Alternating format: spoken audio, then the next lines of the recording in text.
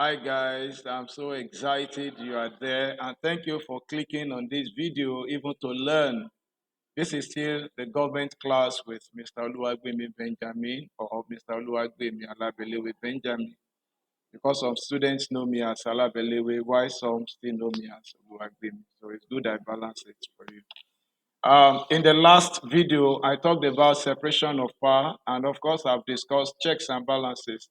And I promised to do a video on the separation of power in the presidential system of government. Now, let's see how it goes. There is what is called separation of power in the presidential system of government, and also separation of power in the parliamentary system of government. Now, let me quickly, in less than 5 minutes, quickly say this that separation of power is under what is called the basic principles of government. In your SS1 government, we have three major significant topics that are broad.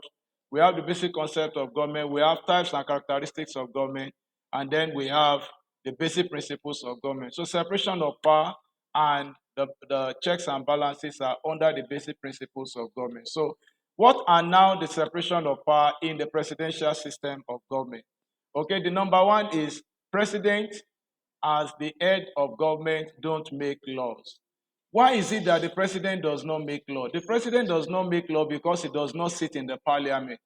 We're not talking about the Senate president here. We're talking about the executive president as we adopted it in 1979. So the first time Nigeria adopted presidential system of government as it were was in 1979 and is patterned after that of United States of America. Okay, then the next one is dissolution of parliament. Very simple and straightforward.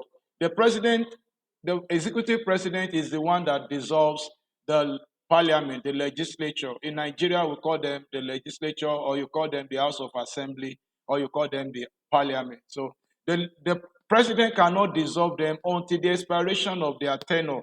Take note of that. That's very important. And it's also the same person that declares them open at the inception, at the genesis. The third one is appointment of judges. We said that the president appoints the judges. Okay? And of course, as a matter of fact, okay, let me not go that way, but it's just important that the president appoints the judges. But it's important I strike the balance here.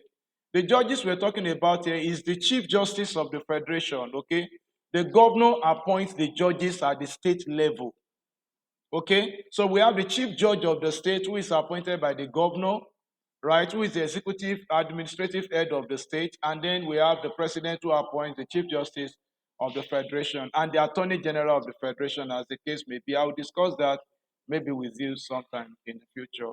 Then judicial review. We said that the judiciary has the power to review the activities of both the arm of government, the legislature and the executive. And when they do this, when they see that the policies of the executive is not in line with the constitution, they declare it ultra vires. Then impeachment.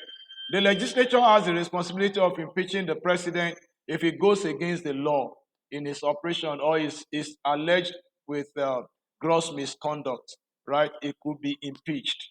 Okay, and the motion for impeachment is moved from the House of Representatives. And the next one is elected by popular support. We said that the president is elected by popular support in a democratic government. Then individual responsibilities are another point. Here we said that the ministers are individually responsible to the president, not collectively, as in the case of the separation of power in the parliamentary system of government. Then we said there is checks and balances. How is this checks and balances done? There is what is called suspensive veto. Now, it's the president that has these responsibilities. Since the time of the British governor in Nigeria, we have had what is called suspensive veto. Now, the legislature, they come up with the bills, and for it to become law, they forward it to the president for assent. So the president may decline his assent, and in doing that, he will write back to the legislature explaining why is not signing it to law. Okay, then the executive appoints the minister who is approved by the legislature. The legislature can impeach the president, and the judiciary can also review their activities. So this is all we have. We've got on the separation of power in the presidential system of government. Kindly click on the subscribe button so that you can get updates on my videos. Thank you.